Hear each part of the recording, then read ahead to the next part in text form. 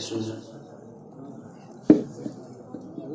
سامعین حضرات، پردہ نشین اسلامی ماں و بہنوں، السلام علیکم ورحمۃ اللہ تعالی وبرکاتہ۔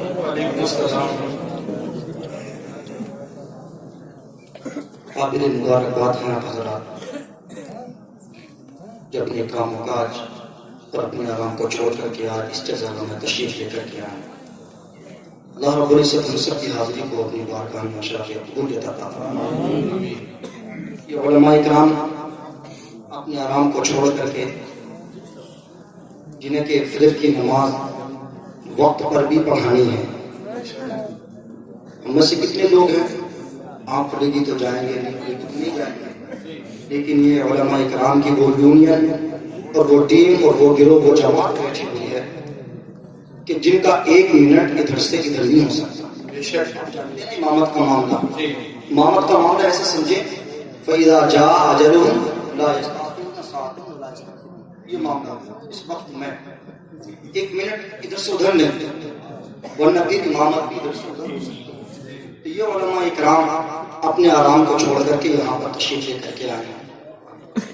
خصوصیت کے ساتھ حضرت علامہ مولانا مفتی عظیم منظری صاحب یہاں پر تشریف فرمائے، باقی ائمہ حضرات و مدرسین اعظام یہاں پر جلوہ بار ہیں۔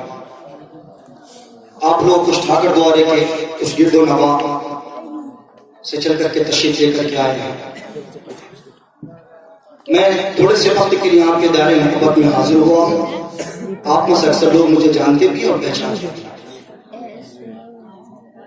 باقی میرے بعد میں جو خصوصی خطاب حضرت علامہ مولانا مفتی ارشاد منظری صاحب سے کا رہے گا وہ آپ کو خصوص سماعت کرنا ہے، لیکن جب تک بھی جلسہ چلے آپ اس کو اٹھ کر کے نہیں جائے گا، بلا ضرورت ہے تو جا سکتے ہیں، جس سے کہ ماحول خراب نہ ہو۔ لگنا چاہیے آنے والوں کو کہ واقعی ٹھاکر دوارا اور اس کے گرد و نواح میں جو بسے ہوئے لوگ ہیں ماشاءاللہ وہ دین اسلام سے عقیدت رکھتے ہیں اور وہ سننے کے لیے تشریف لے کر کے آئے۔ سبحان اللہ، الحمدللہ الحمدللہ وکفی وسلام علی عبادہ الذین اصطفی وعلی آلک واصحابک یا محمد المجتبی، اما بعد فاعوذ باللہ من الشیطان الرجیم، بسم اللہ الرحمن الرحیم، انا نحن نزلنا الذکر وانا له لحافظون۔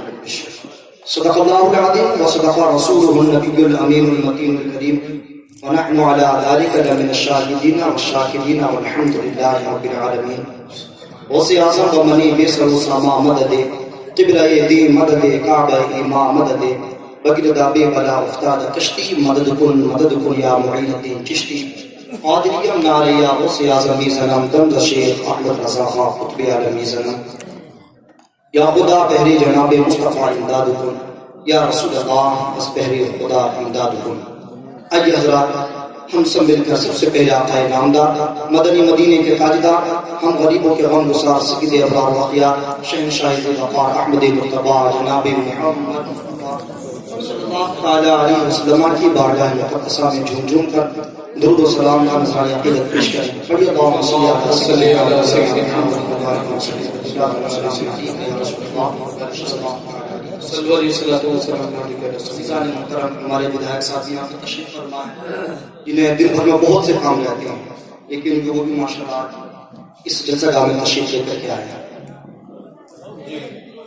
عزیزان ملت اسلامیہ، قرآن مقدس کی آیت کریمہ پڑھی، انا نحن نزلنا الذکر وانا له لحافظون۔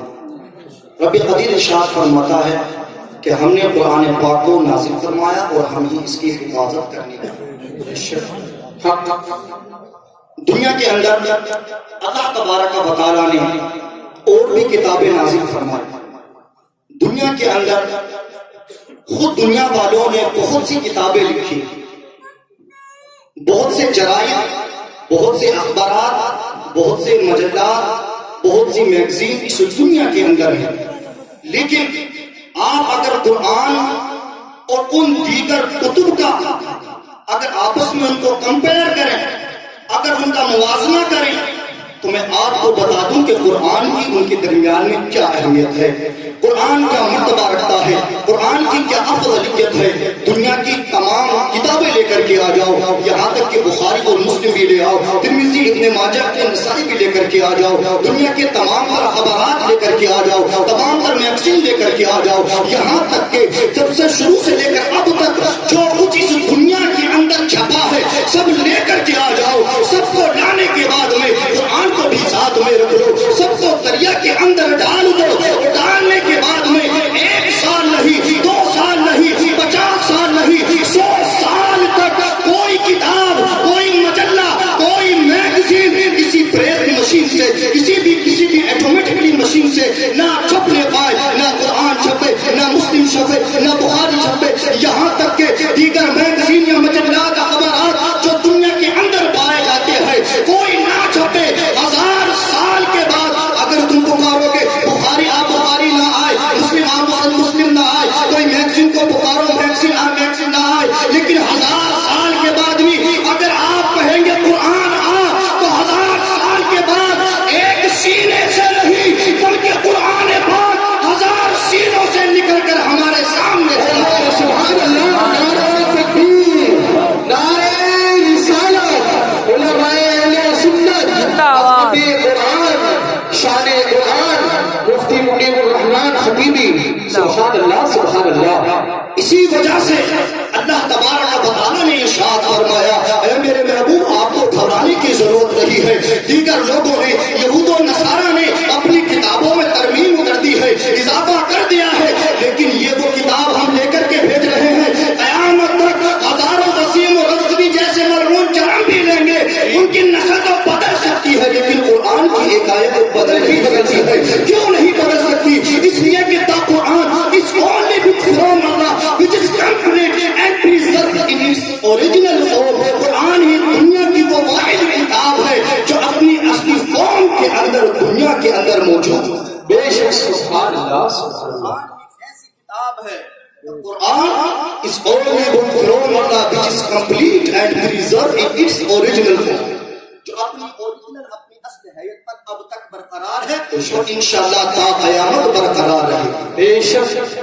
اور یہ آج کے دور میں صرف وسیم رضوی جیسے ملعون شخص نے اس میں جو ہے ترمیم کی بات نہیں کی، بلکہ آپ اگر جائزہ لیں، آپ اگر اپنی تاریخ کا مطالعہ کریں، سب سے بڑی کمزوری ہماری یہ ہے کہ ہم اپنی تاریخ نہیں پڑھتے، اور جب ہماری تاریخ جب کوئی دوسری قوم لکھے گی تو جو ہمارے اچھے لوگ ہوں گے انہیں بھی وہ چور اور ڈاکو کی شکل میں پیش کریں گے۔ آپ کہ اسکولوں کے اندر سبجیکٹ پڑھایا جاتا ہے اورنگزیب علیہ رحمت اور رضوان کے بارے میں کیا کچھ بکواس نہیں کی جاتی۔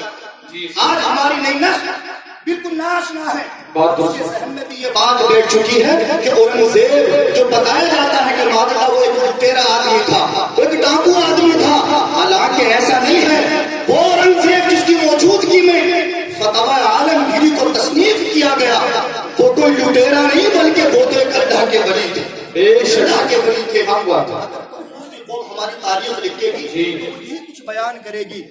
آج اس دور میں ایک اور قوم ہے جو قرآن کے حذف و اضافے کی بات کرتی ہے، جو وسیم رضوی جیسے آدمی کو ابھار کے برنگے عطا کرتی ہے، وہ قوم کون سی ہے؟ آپ کو بتاؤں، اس کو ہم عربی زبان میں استشراق اور مستشرقین کہتے ہیں، اور آپ کی زبان میں جو کالج اور یونیورسٹی سے تعلق رکھتے ہیں ان کو اورینٹلسٹ اور اورینٹلزم کہتے ہیں۔ اورینٹلسٹ سنا ہوگا نام آپ نے، لیکن آپ اس کے حقیقت سے واقف نہیں ہوں گے۔ اورینٹلسٹ اورینٹلزم یہ کون سی بلا ہے، کیا ہے یہ وہ یونین اور وہ لشکر ہے جو جھک کر کے اسلام پر وار کرتی ہے، یہی وہ یونین ہے جو آئے دن حضرت عائشہ صدیقہ کی جو پاک دامنی کے خلاف بکواس کرتی ہے، یہی وہ یونین اور ناپاک گروہ ہے جو آئے دن قرآن کے اندر حذف و اضافے کی بات کرتی ہے۔ انہوں نے مل کر بہت کوششیں کی، پہلے قرآن میں جب انہوں نے دیکھا کہ اس میں تو حذف و اضافہ ہونے والا نہیں ہے، تب انہوں نے اپنا رخ احادیث کی طرف موڑا، اور اس میں وہ کسی حد تک کامیاب بھی ہوئے، کسی حد تک۔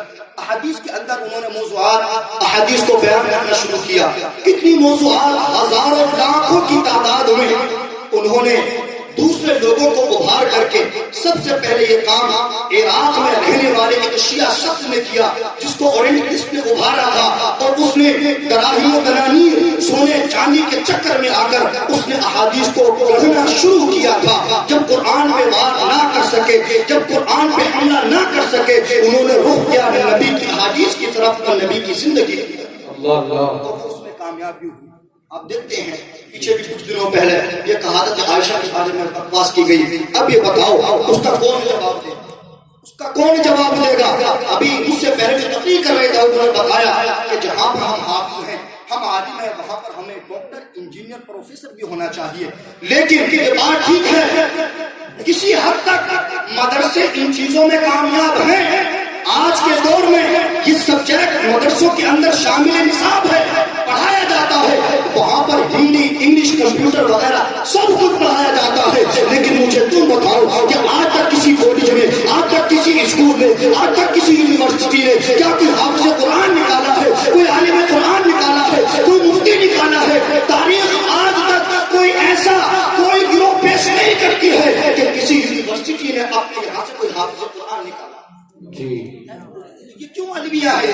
اس کی طرح ہم کہتے تو ہیں کہ یار یہ تو مولوی ہیں، یہ جانتے کیا ہے، یہ جانتے کیا ہے، انہیں ڈاکٹر بھی ہونا چاہیے تھا، انہیں چاہے اس لائن میں بھی جانا چاہیے۔ بات آپ کی ٹھیک ہے، لیکن آپ بھی تو بتائیں کہ آپ اپنے جس میدان میں کام کر رہے ہیں آپ کس حد تک کامیاب ہیں، کس حد تک کامیاب ہے؟ چلو ایک مولوی ترقی نہیں کر پایا، اب مجھے یہ تو بتاؤ کہ جو لوگ ITI کر رہے ہیں وہ کہاں تک کامیاب ہیں؟ صرف 50% وہاں سے فارغ ہونے والے، وہاں کی سند لینے والے، مارکشیٹ حاصل کرنے والے 50% لوگوں کو گورنمنٹ نوکری دیتی ہے، اور وہ بھی کتنا پیسہ خرچ کرتے ہیں؟ لاکھوں روپیہ، 20-30 لاکھ روپیہ خرچ کرنے کے بعد اس میں سے 100 میں سے 50 کو ڈگری ملنے کے بعد نوکری ملتی ہے۔ لیکن یہ بتاؤ کیا کوئی مولوی آج تک ہڑتال میں بیٹھا ہے میری تنخواہ کم ہے؟ کیا کسی مفتی نے آ کر کے باہر بازار میں آ کر، مارکیٹ میں آ کر کیا یہ صدا بلند کی ہے کہ ہمارے پاس کچھ نہیں ہے، ہم بھوکے مر جائیں گے؟ نہیں، ہرگز نہیں۔ اگر یہ صدائیں بلند کی جاتی ہے، آج تک کی رپورٹ میں دیکھ لیں تمام جتنے بھی سرکاری عہدوں پر بیٹھے ہوئے لوگ ہیں وہی اس آواز کو بلند کرتے ہیں، وہی کہتے ہیں کہ ہماری تنخواہ میں اضافہ کیا جائے، یہ کیا جائے۔ میرے دوستو، مولوی کبھی اس چیز کی اگرچہ اس کی خواہش ہے لیکن وہ بالکل یا متفق ہو کر کے کسی گلی اور کوچے میں نہیں بیٹھتے ہیں کہ ہمیں ایسے کرنے کی اجازت دی۔ تو میرا کہنے کا مقصد یہ ہے کہ جہاں پر ہم اپنے بیٹوں کو انجینئر، ڈاکٹر، پروفیسر بنانا چاہتے ہیں، آپ کہتے ہیں کہ علامہ ڈاکٹر اقبال، یہ تو سوچو کہ ڈاکٹر بننے سے پہلے وہ حافظ قرآن بھی تھے، وہ ایک اچھے عالم دین بھی تھے۔ ان کی آپ پڑھیں تو ان کی سوانح کو پڑھیں، ان کے بیک گراؤنڈ کو جھانک کے جا کر کے کہ وہ کیا تھا، کیا عاشق رسول تھے کہ جس نے کہا تھا کہ دہر میں اسم محمد سے اجالا کر دے، دہر میں اسم محمد سے اجالا کر دے، سبق پڑھ پھر صداقت کا، شجاعت کا، عدالت کا، لیا جائے گا تم سے کام دنیا کی امامت کا۔ کون تھا یہ مرد مجاہد؟ یہ ڈاکٹر اقبال ہی تھے جنہوں نے قوم کو سبق دیا ہے۔ عزیزان ملت اسلامیہ، یہ رونا دھونا ہمارا کب تک چلے گا؟ کب تک آ کر کے ہم کسی امام کو یا مدرسے کے دروازے کو آ کر کے نو کریں گے، کھٹکھٹائیں گے؟ کب تک یہ چلتا رہے گا؟ آپ کسی کے محتاج نہ بنیں۔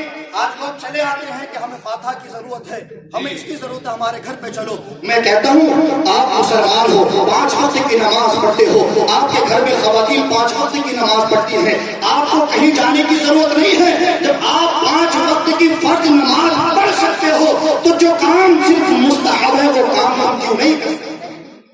فاتحہ خوانی مستحب کام ہے، سنت کام ہے۔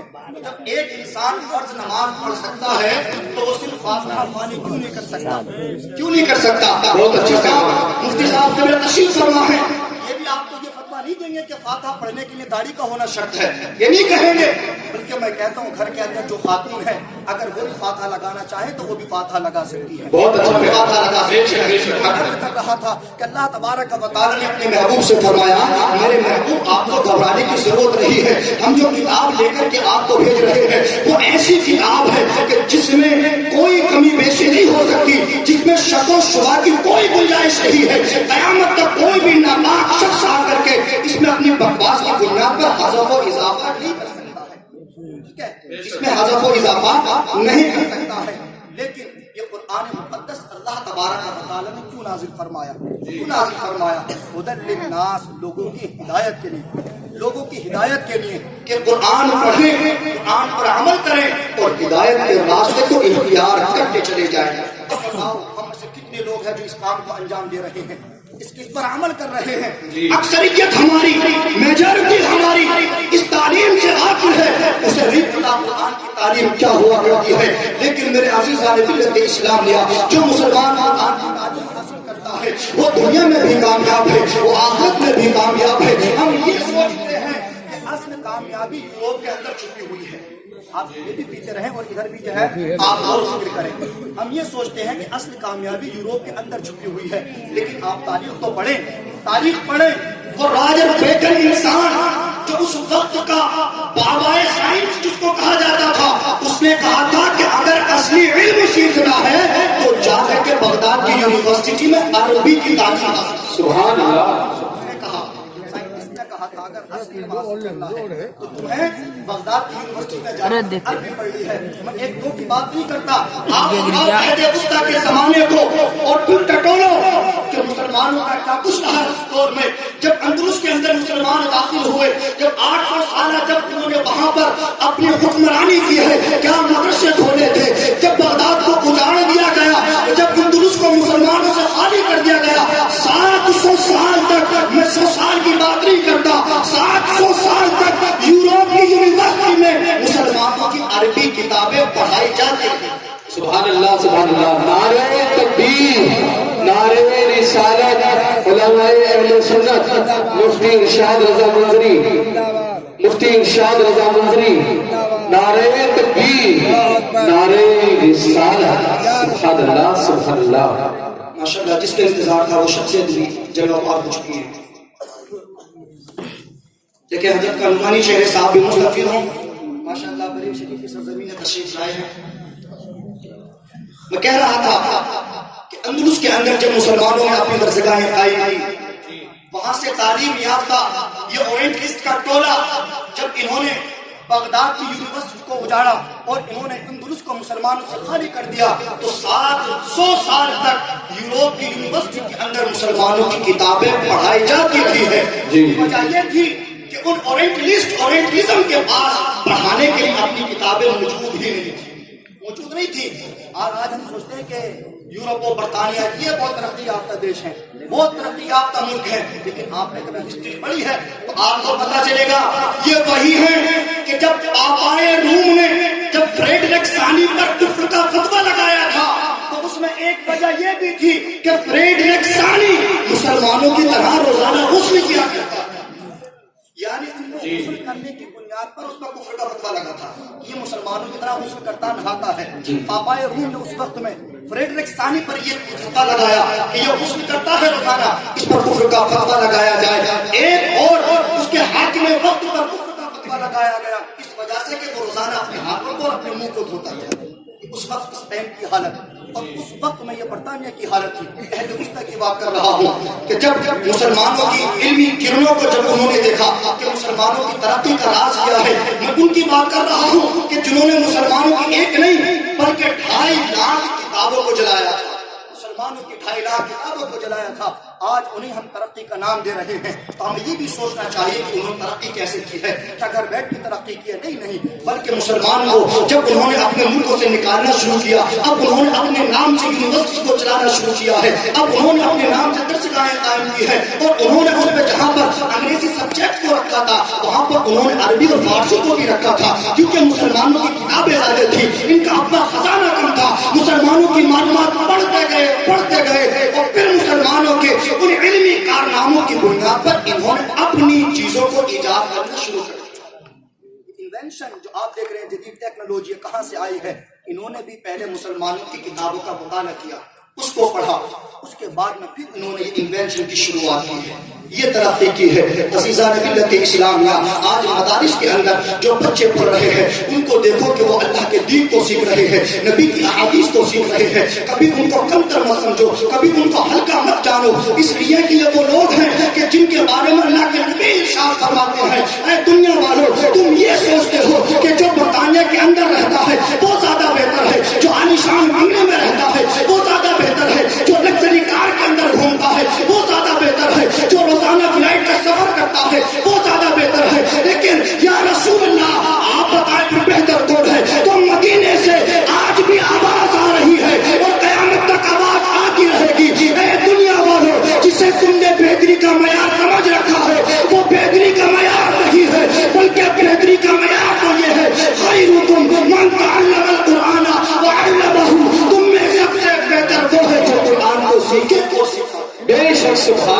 سبحان اللہ.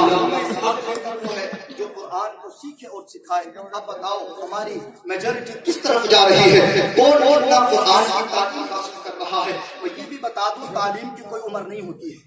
تعلیم کی کوئی عمر نہیں ہوتی، کوئی قید نہیں ہے. بہت اچھا پیغام. کہ آپ اس میں آزاد ہیں، کوئی لمٹ کوئی حد نہیں ہے. آپ عمر کے جس حصے میں بھی ہیں آپ وہاں سے تعلیم شروع کر سکتے ہیں. دیکھیں دعوت اسلامی کے اندر کتنے 60 سال کے بوڑھے آدمی تعلیم حاصل کر رہے ہیں. وہ اس سے پتہ چلتا ہے کہ تعلیم کا کوئی وقت متعین نہیں ہے. اسی وجہ سے اورنگزیب علی رحمت و رضوان کا بیٹا جب حافظ قرآن ہوا، جس حاکم وقت جس بادشاہ کے بارے میں آج ہمارے اسکول یونیورسٹی کالجوں کے اندر جو بکواس پڑھائی جاتی ہے اور جو کہا جاتا ہے کہ معاذ اللہ اورنگزیب ایک لٹیرا آدمی تھا، آپ ان کی ان کی سیرت کو تو پڑھے، پتہ چلے گا کہ اس بادشاہ کا بیٹا جب حافظ قرآن بن کر کے آیا تو اپنے دادا کی بارگاہ میں جاتا ہے اور کہتا ہے دادا جان میں نے قرآن کو حفظ کر لیا ہے، میں نے قرآن کو اپنے سینے میں بسا لیا ہے، آپ کو خوش ہونا چاہیے. لیکن جب شاہ جہاں نے اسی بات کو سنا آنکھیں نم ہو جاتی ہیں، آنکھوں سے اشک بہنا شروع ہو جاتے ہیں، رونے لگتے ہیں اور کہتے ہیں کہ میں کیسے خوش ہوں، اس لیے کہ تو حافظ قرآن بنا ہے تو اس کا بدلہ کل قیامت کے دن تیرے باپ کو ملے گا، تیری ماں کو ملے گا. اگر میرا بیٹا اورنگزیب حافظ قرآن ہوتا تو اس کا بدلہ مجھے ملتا. میرا بیٹا حافظ قرآن نہیں ہے. آج ہم کہتے ہیں میرے پاس وقت نہیں ہے، میرا وقت بہت بزی ہے، میرا کاروبار لمبا چوڑا ہے. اور میں بادشاہ کی بات کر رہا ہوں، میں کسی چوکیدار کی بات نہیں کرتا، میں کسی حافظ کی بات نہیں کرتا. اگر میں کسی مولوی کی بات کروں تو کہہ دو گے کہ وہ تو علمی گھرانے سے تعلق رکھتا ہے، اس وجہ سے اس نے قرآن کو سیکھ لیا. میں بادشاہ کی بات کرتا ہوں. اس وقت میں جب اورنگزیب نے اس بات کو سنا ہے کہ ان کے باپ نے یہ کہا کہ اگر میرا بیٹا حافظ قرآن ہوتا تو مجھے بڑی خوشی ہوتی، اس کی وجہ سے مجھے تاج پہنایا جاتا. اس لیے کہ اللہ کے نبی نے فرمایا ہے من قرأ القرآن وعمل به البس والداه تاجا يوم القيامة ذوقه احسن من ذوق الشمس في بيوت الدنيا لو كانت فيكم فما ظنكم بالذي عمل بهذا.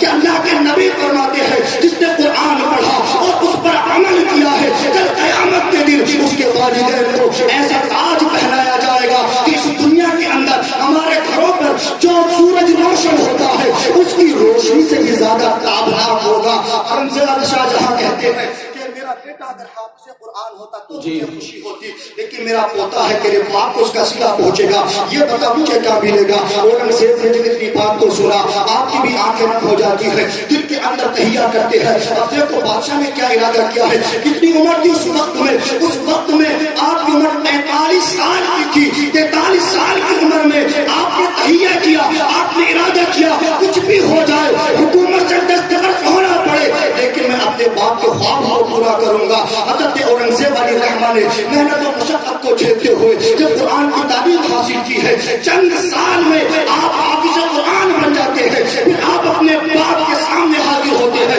اور کہتے ہیں اگر میرے سر پر تاج میرے بیٹے کی وجہ سے رکھا جائے گا تو آپ کے سر پر تاج میری وجہ سے رکھا جائے گا. بے شک سبحان اللہ. نعرہ تکبیر، نعرہ رسالت، نعرہ وصل کا اعلیٰ حضرت، دستار بندی. عزیزان ملت اسلامیہ، تعلیم حاصل کرنے کی کوئی لمٹ نہیں ہے. میں کہتا ہوں forget your age. If you have dreams to achieve, you are still young. اگر آپ کے کچھ خواب و خیالات ہیں، if you have dreams، اگر آپ کی کچھ خواہشات ہیں حاصل کرنے کے لیے you are still young. آپ اب بھی جوان ہو، آپ اب بھی جوان ہو. یہ تو میں نے اورنگزیب علی رحمٰن کی بات سنائی. آؤ میں آپ کو دنیا کے اعتبار سے ایک بات سنا دیتا ہوں. آپ نے نام سنا ہوگا موٹیویشنل اسپیکر ہے سونو شرما. آپ دیکھتے ہیں اس کے اوپر جو سوشل میڈیا کے اوپر وہ شخص جو ہے ایک اسٹوری بیان کرتا ہے. کون ہے، کس کی بیان کرتا ہے؟ Thomas Edison. اس کی اسٹوری بیان کی اس نے اور کہا 67 سال کی عمر میں جب اس ایک انسان اور سائنٹسٹ کی جب بلڈنگ میں آگ لگی، آگ لگنے کے بعد پڑوسیوں نے آ کر کے اس کے دروازے کو نوک کیا، کھٹکھٹایا اور کہا تھامس تم سو رہے ہو، باہر دیکھو کیا ہو گیا ہے، کیا کچھ ہو گیا ہے. تھامس ایڈیسن اپنے بیٹے چارلس کے ساتھ میں باہر دوڑتا ہے. دوڑتے ہوئے دیکھا اسے، اس کی سالوں سال کی محنت، مشقت، اسٹرگل، ایفرٹ سب کا سب جل کر کے خاک ہو چکا ہے. اب اس وقت میں تھامس ایڈیسن دیکھ رہا ہے، اپنے بیٹے چارلس سے کہتا ہے جا بھاگا جا، اپنی اپنی ماں کو بلا کر کے لے کر گیا. اس کی ماں بھی اس کی وائف بھی آ جاتی ہے, اور جب سب دیکھتے ہیں کھڑے ہو کر کے, تھامس اپنی وائف سے کہتا ہے یہ دیکھ, یہ آج سے پہلے تو نے اتنی خوبصورت آگ نہیں دیکھی ہوگی, تو نے آگ تو بہت دیکھی ہوگی. کیوں؟ اس لیے کہ اس آگ کے اندر میرے خواب و خیالات چل رہے ہیں. سب کچھ جل کر کے راکھ ہو گیا.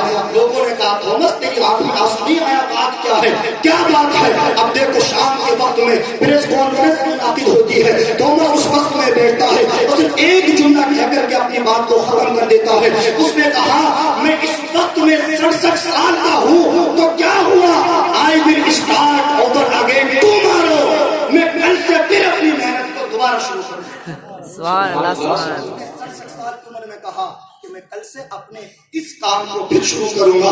اس نے ہمت نہیں ہاری, اس نے ہمت نہیں ہاری. آپ جانتے ہو کون تھا یہ تھامس ایڈیسن؟ کون تھا یہ؟ وہی ہے جس نے کہا تھا کہ میں آئینے کے اندر سے, شیشے کے اندر سے روشنی نکال دوں گا. لوگوں نے کہا پاگل ہے, دیوانہ ہے, کیسے ہو سکتا ہے؟ لیکن وقت آیا کہ اس نے بلب بنا کر کے دنیا کو دکھا دیا. جی, یہ بلب جو چلتے ہیں یہ اسی کی کارکردگی ہے, وہی اس کی انوینشن ہے, اسی کی ایجاد ہے. یہ جن کے دلوں کے اندر حوصلے ہوتے ہیں, حوصلے, جنہیں کچھ کرنے کا جذبہ ہوا کرتا ہے, وہ کبھی ہمت نہیں ہارتے ہیں.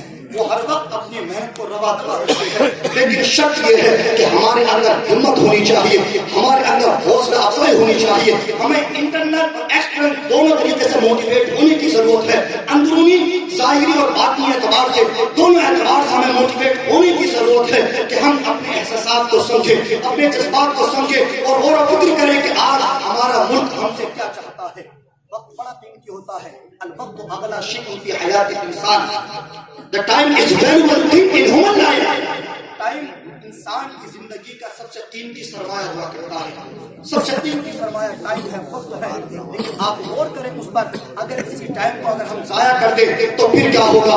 عزیزان ملت اسلامیہ, آج یہاں پر آپ دیکھیں گے کہ ان حفاظ کرام کے سروں پر دستار بندی باندھی دستار کو رکھا جائے گا, عمامہ ان کے سروں پر جو لپیٹا جائے گا, اور یہ بتایا جائے گا کہ حافظ قرآن ہو چکے ہیں, اس مدرسے کے اندر ہے. لیکن جو بڑے مدارس ہیں کہ جہاں ابتدا سے لے کر اور جو ہے بڑے لیول تک ہائی ایجوکیشن جہاں پر دی جاتی ہے, وہاں پر دستار فضیلت باندھی جاتی ہے. دستار فضیلت, علماء کرام بیٹھے ہوئے ہیں, ان میں سے اکثر وہ ہے کہ جو دستار فضیلت حاصل کیے ہوئے ہیں. دستار فضیلت اس کا نام رکھا گیا, کیوں؟ وجہ کیا ہے اس کی؟ دستار کرامت اس کو کیوں نہیں کہا گیا؟ یہ مفتی صاحب کے بلا دستار شرافت اس کو کیوں نہیں کہا گیا؟ کیوں نہیں, کیوں اس کو دستار فضیلت کہا جاتا ہے؟ اس لیے کہ العلم وسیلۃ الی کل فضیلہ, علم جو ہے وہ تمام ہر فضیلوں کا راستہ ہے. علم ہر فضیلت کو حاصل کر دیتا ہے, اس وجہ سے اس کو دستار فضیلت کہا جاتا ہے. عزیزان محترم, جس کے اندر علم ہوتا ہے نا, تو دنیا اس کے سامنے دوڑتی اور چلتی پھرتی نظر آتی ہے. آپ نے دنیا بھی ایک چھوٹی سی مثال میں آپ کو پیش کروں, بڑے سے بڑا چور, ڈاکو, کچھ بھی ہو, لیکن ایک حداق کے سامنے جو باربر شاپ جس کی ہوتی ہے اس کے سامنے اپنے سر کو جھکا دیتا ہے. جب وہ بال کاٹتا ہے تو بڑے سے بڑا ڈاکو چور اس کے سامنے اپنی گردن کو جھکا دیتا ہے, اور وہ حلاق جیسے چاہتا ہے اس سے اس کو سر کو گھماتا رہتا ہے, جیسے چاہتا ہے اس کو موڑتا رہتا ہے. کیوں؟ وجہ کیا ہے؟ اس لیے کہ وہ بال کاٹنے کا ہنر جانتا ہے, اس لیے اس ڈاکو نے بھی اپنی گردن اس کے سامنے جھکا دی. علم جس معیار میں ہو اس کی فضیلت الگ ہوتی ہے. دنیا کے اندر ہزاروں لاکھوں کروڑوں کتے پائے جاتے ہیں, لیکن ہر کتے سے شکار نہیں ہو سکتا. شریعت نے قلب معلم, اس کو اسپیشل نام دیا, اس کو قلب معلم, کہ اسی سے شکار کیا جا سکتا ہے. قلب معلم کا مطلب یہ ہے کہ جس کو ایجوکیٹڈ کر دیا گیا ہو, جس کو تعلیم دے دی گئی ہو, جس کو سکھا دیا گیا ہو کہ اسے اس طریقے سے شکار کرنا ہے. اس کے شرائط, اس کے انسٹرکشن الگ ہے, اس کے کچھ ہدایات ہے کہ اگر اس طریقے سے شکار کرتا ہے, اگر شکار فوراً نہیں مرتا ہے, اس کا شکار جو ہے وہ حلال ہوگا, بعد میں اس کو ذبح کر دیا جائے گا. اس کی ہدایات وہ الگ ہے. لیکن صرف اسی اسپیشلسٹ کتے سے شکار کیا جائے گا جس کو قلب معلم کہا جاتا ہے. تو جب علم ایک کتے کے اندر ہو تو وہ دنیا کے تمام کتوں سے ممتاز ہو جاتا ہے. اگر دین کا علم اگر انسان کے اندر ہو تو وہ دنیا کے تمام انسانوں سے ممتاز کیوں نہیں؟ بے شک, سبحان اللہ, بہت خوب, سبحان اللہ. Educated and uneducated are not equal. برابر نہیں ہے. آپ جو کمپیئر کرتے ہیں کہ یہ مولوی ہے اور یہ پروفیسر ہے, میں کہتا ہوں کچھ بھی ہو اپنے وقت کا, لیکن ایک حافظ اور ایک مولوی ہوگا جو پروٹوکول ہے وہ الگ ہی ہے اس کا. آپ نے بہت لوگ دیکھے ہوں گے, پروفیسر بھی دیکھے ہوں گے, آپ نے پردھان منتری آپ نے جو ہے سن کو بھی دیکھا ہوگا, آپ نے ان کا پروٹوکول بھی دیکھا ہوگا کہ جب آتے ہیں تو ریڈ میٹ بچھا دی جاتی ہے, لوگ استقبال میں کھڑے ہو جاتے ہیں. یہ دنیاوی اعتبار سے اس کی اپنی اتھارٹی, اس کی پاور, اس کا پروٹوکول ہے. لیکن آؤ میں آپ کو آج ایک حافظ کے حافظ قرآن کی پاور بتاتا ہوں, اس کا پروٹوکول بتاتا ہوں. اے مالک و مولا, یہ جو دنیا کے اندر دنیاوی عہدوں پر لگے ہوئے ہیں ان کا تو یہ پروٹوکول ہے, لیکن یہ تو بتا دے کہ عالم دین کا ایک حافظ قرآن کا کیا پروٹوکول ہے. تو اللہ کے نبی نے ارشاد فرمایا ہے کہ ان الملائکۃ لا تدع اجنحتها رضا لطالب العلم وان العالم لیستغفر له من في السماوات ومن في الارض والحيطان. فرمایا کہ یہ جو طالب علم ہوا کرتے ہیں, یہ جو حافظ قرآن ہوا کرتے ہیں, تو اللہ تبارک و تعالیٰ کی نورانی مخلوق اپنی نورانی پروں کو نئے راستے میں بچھا دیا. بے شک سبحان اللہ سبحان اللہ. دنیا دار کا اپنا پروٹوکول دیکھا, لیکن حافظ قرآن کا یہ پروٹوکول ہے کہ فرشتے اس کی رضا کے لیے اپنے پروں کو اس کے راستے میں بچھا دیتے ہیں. اور کیا فرمایا, وَإِنَّ الْعَالِمَ لَيَسْتَغْفِرُ لَهُ مَنْ فِي السَّمَاوَاتِ وَمَنْ فِي الْأَرْضِ وَالْحِيطَانُ فِي جَوْفِهِ. صرف فرشتے نہیں بلکہ جو کچھ زمین و آسمان کے اندر ہے سب کے سب اس کے لیے استغفار کرتے ہیں. اور فرمائے جہاں تک کہ مچھلیاں اپنے پانی کے اندر, اپنے دل کے اندر جو ہے حافظ قرآن کے لیے دعائیں استغفار کرتی ہیں. اب ہمیں یہ تو سمجھ آیا کہ فرشتے جو ہے اس کے استقبال کرتے ہیں حافظ قرآن کا اور اپنے پروں کو بچھاتے ہیں, لیکن یہ چونٹیاں, یہ مچھلیاں کیوں, کیا وجہ ہے اس کی, کیا ریزن ہے اس کا؟ تو فرمایا بہم تمترون و بہم ترزقون, اس لیے کہ مچھلیوں اور چونٹیوں کو جو رزق ملتا ہے وہ ان عالم دین, ان حفاظ کرام کی بدولت ملا. ان کی وجہ سے اللہ تبارک و تعالیٰ آسمان سے بارش کو نازل فرماتا ہے. تو یہ حافظ قرآن کا یہ پروٹوکول ہے. تو کبھی کسی کو ہلکا نہ سمجھے, یار اس سے کچھ نہیں آتا, اس سے کچھ نہیں آتا ہے. تامد سخر میں ہوتا باشد ہے وہ بھولس میں ہوتا باشد. میرے ساتھ ایک ایسا واقعہ پیش آیا, ایک شوز کی دکان میں ہم لوگ گئے, وہاں پر جب ہمیں خرید و فروخت نہ کی مناسب نہ لگا ہم جیسے وہاں سے نکلنا شروع ہوئے تو اس نے اپنی انگریزی زبان میں کچھ ٹیڑے کچھ کے الفاظ اس نے کہے, اور اس نے یہ سمجھا کہ یار یہ تو ٹوپی والے ہیں, یہ تو امامے والے ہیں, جبے والے ہیں, یا یہ کیا سمجھتے ہوں گے. لیکن میرے ساتھ پڑھنے والا ایک میرا ساتھی, جب اس نے اس کے سامنے انگلش بولنا شروع کی ہے وہ حیران رہ گیا, وہ کھڑا اس کا منہ دیکھتا رہا اور سوچتا رہا کہ میں نے تو اس کو ہلکے میں لیا تھا, میں تو یہ سمجھ رہا تھا اس سے کچھ نہیں آتا ہے. لیکن قسم خدا کی اس دن مجھے پتا چلا کہ اللہ تبارک و تعالیٰ نے ان علماء کرام کے مقام کو کتنا بلند کیا ہے, اور ہمارے علماء کرام جو اس میدان کی طرف انہوں نے رخ کیا ہے کہ وہ دینی تعلیم کے ساتھ ساتھ دنیاوی تعلیم میں بھی انہوں نے اپنے قدموں کو جو ہے جگہ دی ہے. اس وقت میں مجھے پتا چلا کہ دنیاوی تعلیم کیا ہے. جی جو اس نے جواب دیا تو وہ بھی ہکا بکا رہ گیا, جس نے سوچا تھا کہ ان سے تو بس قرآن اور احادیث آتی ہے. تو میں کہتا ہوں کسی کو ہلکا نہ سمجھے, آپ کے پاس جو بھی تعلیم ہے آپ اس پر گامزن رہے, آپ اپنے فیلڈ میں محنت کے ساتھ کام کریں. جو علماء کرام ہیں وہ اپنے فیلڈ میں محنت سے کام کر رہے ہیں اور سب کی محنت انشاءاللہ اندر آئیں گی. لیکن آ کے دیکھتے ہیں اپنی نوجوان نسل کو کہ وہ دینی معاملے میں دینی تعلیم میں کیا ہے, وہ زیرو ہے, بالکل زیرو ہے وہ. اور دنیاوی تعلیم میں کیا ہے, دنیاوی تعلیم میں بھی مجھے ڈبل زیرو نظر آتے ہیں. ڈبل زیرو کہاں سودے پہ ہے مسلمان. دیکھیں آپ کا بالکل بہت کمی آپ دیکھیں گے, کتنے جو ہے پوسٹر نکلتے ISIS بنتے ہیں, دیکھیں اس میں مسلمان کتنے ہیں, کتنی گنتیاں ہیں ان کی, سب سے کم مسلمان اس میں دکھائی دیں گے. لیکن آج اس تعلیم کی طرف کوئی کسی کا دھیان نہیں ہے, دین سے پہلے ہی دور تھے. لیکن اب کیا ہو گیا ہے, اب مارکیٹ کے اندر ایک بابا آ گیا, اس کا نام ہے بابا گوگل. اس پہ کیا کرتے ہیں, گوگلنگ کرتے ہیں, ڈالتے ہیں, اور کیا سمجھتے ہیں, وہ سمجھتے ہیں, پھر وہ اپنا اجتہاد حاصل کیا کرتے ہیں اس سے, اس پہ لکھا ہو جو بھی آیا اسے سمجھ لیتا ہے کہ ہم تو بہت بڑے مولوی ہو گئے, ہم تو مسئلہ سمجھ جاتے ہیں, اب ہمیں امام صاحب کی یا کسی عالم دین کی ضرورت کیا ہے, سب کچھ ہم سے آتا ہے. گوگلنگ کرتے کرتے اور قیاس و فاصل لگاتے انہوں نے خود کو اپنے آپ کو عالم دین سمجھ لیا. میں کہتا ہوں اگر کوئی انسان تمہارے پاس اپنے پیٹ کی شکایت, اپنے سر کے درد کی شکایت لے کر کے آئے, آپ کہیں گے میں ڈاکٹر نہیں ہوں. آپ سے کوئی نقشہ کروانا چاہے, آپ سے کوئی تعمیری کام کروانا چاہے, آپ کہیں گے کنسٹرکشن کا کام مجھ سے نہیں آتا ہے, میں کوئی انجینئر نہیں ہوں.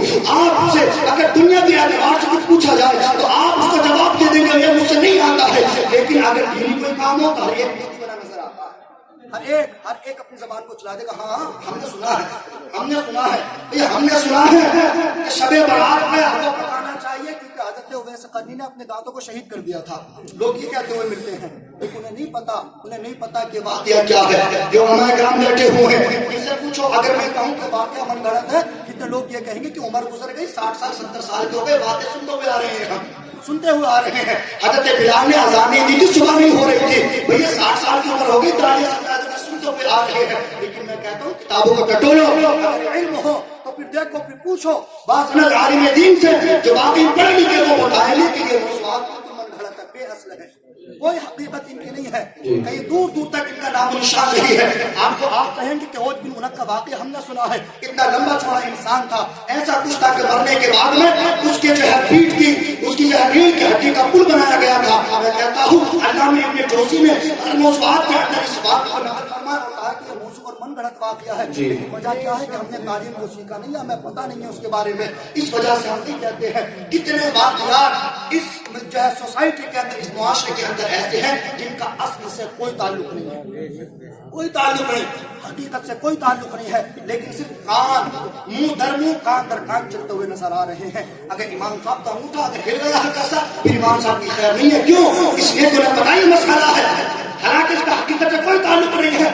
بڑی کتاب چھوڑو فارشیہ چھوڑو فتوی رضویہ چھوڑو چھوٹی کتاب فارشیہ اٹھا لو اس سے پتہ چل جائے گا کہ اس کی کوئی اصل نہیں ہے. جو لوگوں نے مسئلہ بنایا اور بس امام صاحب کا استعفیٰ کرنا شروع کر دیا اس مسئلے کی بنیاد پر. وجہ تعلیم ہمارے پاس میں رہی ہے. سب سے پہلے آپ ہمیں تعلیم حاصل کریں. آپ اچھے لگیں گے ایک مسلمان ڈاکٹر ہو انجینئر ہو لیکن ساتھ میں عالم دین ہو. عالم دین بڑا اچھا لگے گا. چہرے پر داڑھی ہو اس کی سنت رسول سجی ہوئی ہو اور پھر جب وہ چل رہا ہو جیسے ایک مرتبہ مجاہد مولانا شاہد علی مصباحی کہ ایک آئی پی ایس کی شکل میں ایک بندہ ابھرا ہے اس کی داڑھی بھی ہے ایک اچھا عالم دین بھی ہے وہ آئی پی ایس بن کر کے نکلا ہے تو لگتا ہے کہ یار مسلمان کی بھی کوئی پاور کوئی اتھارٹی کوئی پروٹوکول ہے. لیکن اگر ہمارے بندے سرکاری عہدوں پر تو ہیں لیکن داڑھی رہی تو پتہ نہیں چلتا کہ مسلمان یا غیر مسلم پتہ نہیں چلتا. آپ کیسے اس میں کیسے فرق کیا ڈفرینس ہے؟ اس لیے کہ لباس انسان کا بتاتا ہے لباس بتاتا ہے کہ یہ کیا ہے کس جماعت سے تعلق رکھتا ہے. آپ کی داڑھی ہو آپ اسلامی لباس میں کہتا ہوں آپ کا لباس چھوڑو وہ ہونا چاہیے لیکن آپ کی اگر داڑھی ہے تب بھی سامنے والا دیکھ کر کے ہم کو جب سفر کرتے ہیں سفر کے دوران اگر ٹرین میں اگر کوئی ٹی اگر داڑھی والے مسلمان نظر آ جائے یا پولیس افسران میں اگر کسی کے یہاں پہ لکھا ہوا ہو کسی کا نام محمد یا علی یا بعد میں اس طریقے سے الفاظ لگے ہوئے ہو ہمارا دل بڑا خوش ہوتا ہے کہ یار ہمیں کوئی پریشانی پیش نہیں آئے کوئی پریشانی نہیں آئے گی کہ بندہ مسلمان یہاں پر موجود ہے. تو میں کہتا ہوں عزیزان ملت اسلامیہ جہاں پر ہم دینی تعلیم میں اپنا شغف لگائے ہوئے ہیں وہاں پر ہم محنتیں کر رہے ہیں تو مسلمانوں کو اپنے دنیاوی اعتبار سے بھی جو ہے قدم کو جمانا چاہیے اور وہاں پر بھی اپنی تعلیمی قد و کاوش کو لا کر کے دنیا کے سامنے حاضر کرنا چاہیے اور یہ بتانا چاہیے کہ ہم علامہ ڈاکٹر اقبال کے شعر پر عمل کرتے ہیں کہ سبق پر صداقت کا عدالت کا شجاعت کا کیا جائے گا تم سے کام دنیا کی سبحان اللہ سبحان اللہ. اسلامیہ میں نے اپنے الفاظ میں جو کچھ کہا ہے یہ سب آپ کی دعاؤں کا نتیجہ ہے. قرآن مقدس کی آیت کریمہ پڑھی انا نحن نزلنا الذکر وانا له لحافظون. ہم نے قرآن کو نازل فرمایا محبوب ہم ہی اس کی حفاظت کرنے والے ہیں. میں اپنی بات کو ختم کرتا ہوں. رب قدیر کی بارگاہ میں دعا ہے کہ ہم سب کو ان تمام تر باتوں پر عمل کرنے کی توفیق عطا فرمائے. آمین. وآخر دعوانا الحمدللہ رب العالمین. السلام علیکم.